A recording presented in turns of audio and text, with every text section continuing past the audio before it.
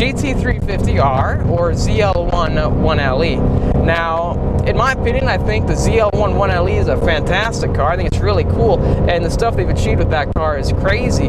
And knowing it's a ZL1 and they haven't done that much to the car except for lots more aero than better tires, I think it's come together just fine. And I have a few complaints about the car, but just my opinion, and it doesn't reflect the car as a whole. And it's just my opinion on why I'd take this car over the ZL1 1LE. And just to get started, I'd say the name as a whole, and I think the car is fantastic. Just the naming scheme they came up with, just slapping the 1LE name onto the ZL1. So nowadays, I can't tell it apart as Z28, a ZL1, a 1LE. I used to be able to, but now I'm not too sure what's what. And then adding the 1LE name to the ZL1 kind of makes the whole 1LE car less special in my opinion, because there's just so many of them. There's a V6 1LE, there's a V8 1LE, there's a ZL1 1LE. So I feel like the name is so commonly used now that it just doesn't sound that cool to me.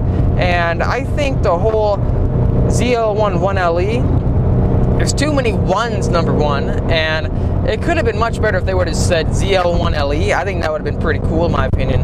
But that's just one reason why I don't like the car. And moving on to reason number two, it's the whole aero on the car. I think there's a fine range between too much aero and what actually looks good and performs good. And I feel like it's got the same kind of scheme as the ACR with a huge wing on it. And it doesn't look stock, the car. It kind of looks like it's from like an aftermarket manufacturer.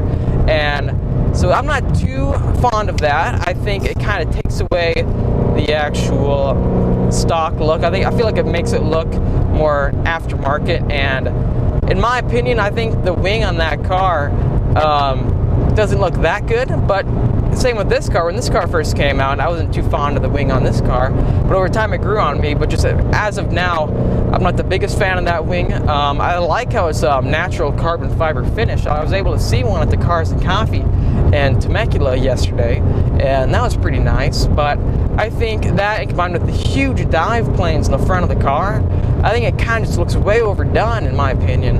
And it looks cool, but it looks overdone. That's what I got to say about that. Though another reason why I like the GT350R better, and it's going to be because of the whole exclusivity of it and how much they're going for it now. And I know across the country, if you know the dealership and you don't live west like I do, you can get this car without ADMs or really low ADMs. But if you go on Auto Trader right now, you'll find that this car is going for substantial amounts of money. And I think that all combines to make the car more special and unique, and just added the exclusivity of the car.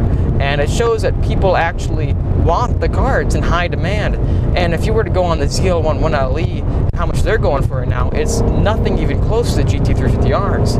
So it shows, to me, in my opinion, that even though this car is 2 years old, it's still holding its value and anything else out there. And I'm probably not going to keep the value in this car because, yeah, I've installed a roll cage in it and done a few other mods. But I think just the whole idea of the car being able to hold its value for this long, and if you want to buy one, you want to keep your money, I'd say this car is much better. And with the ZL1 1LE, I feel like it's going to go down the same route as the Z28 did, which was a $75,000 MSRP muscle car with an ADM when it came out. Then within 1 to 2 years, it dropped down insanely, and it's going for about $20,000 below MSRP right now on dealerships. They're just trying to get rid of it. So I feel like the ZL1 1LE, the same thing is going to happen to it, and that's why I'm afraid to get one. And it just, you got to watch out for those kind of things, those kind of cars. So moving on to the next reason why I wouldn't take that, it goes along the whole idea of what Chevy's doing with performance as of right now. I feel like every car is fundamentally the same, and I know I'm going to get a lot of backlash for that, and the only separating factor is the supercharger put on that LT4, making the ZL1 and the Z06.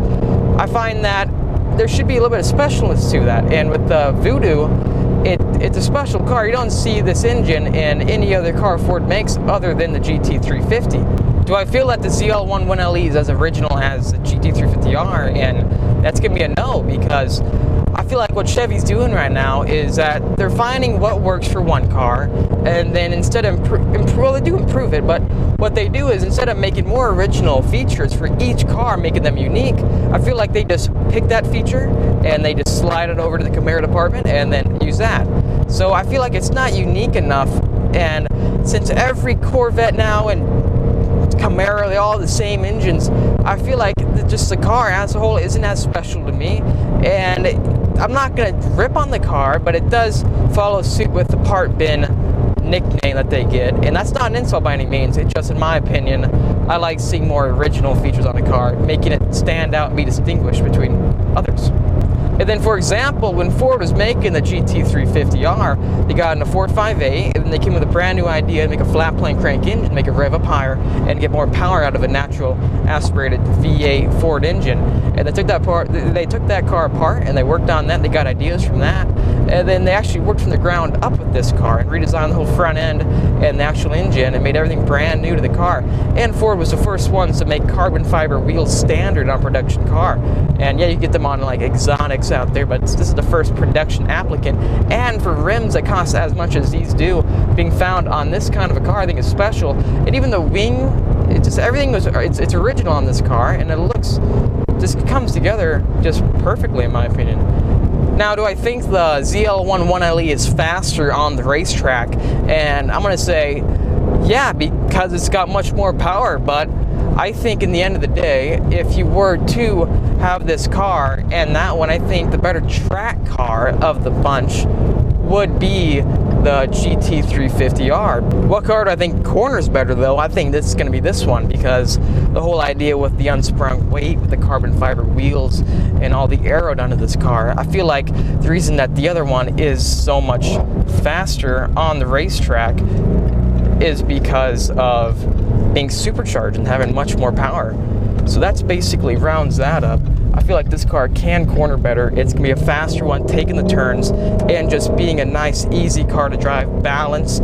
I feel like with the ZL1 1LE, it's gonna go down the same route as the Z06. You have all that power that you gotta manage all the time.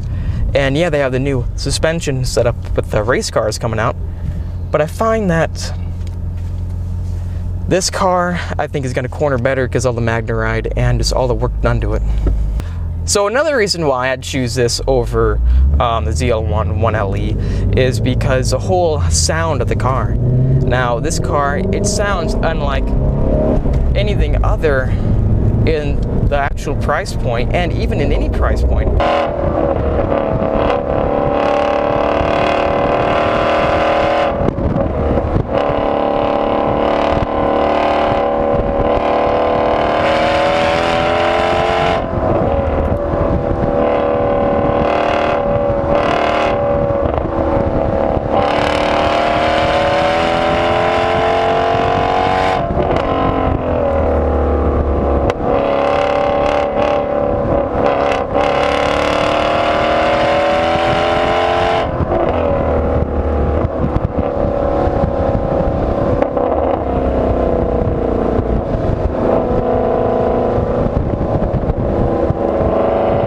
This car's got a unique sound that I don't think any other car can mimic, and I don't even think aftermarket can mimic this car, because just the whole idea of the 5.2 liter naturally aspirated flat plane crank engine that this car has, and the unique firing order it has.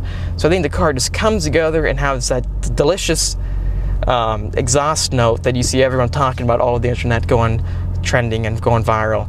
And I think that's just a really cool feature. I feel like the ZL1 1LE has just got that loud rumble to it, like the Z06 does, and I feel like it's not unique. I feel like it sounds like another LT4.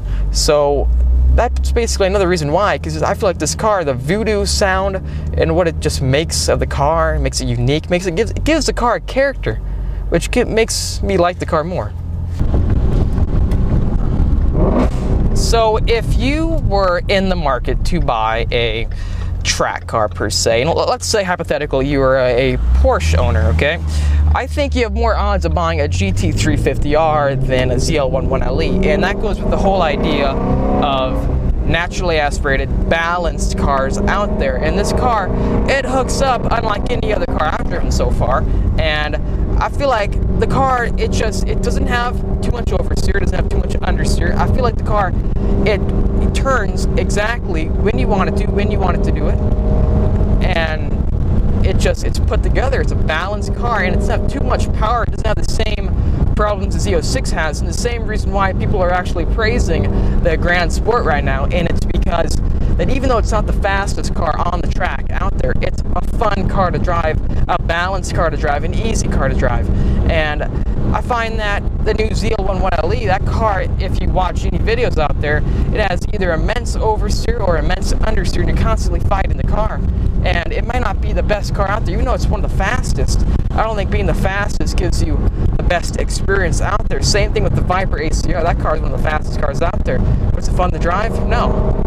It's exhausting. So I find that for more the track day person, and they want a car that they can take all day long hitting the track and without any worries whatsoever, I think this car is an amazing car out there to get. It's unique, it's special, it's got a character to it, and it's not going to go down value someday.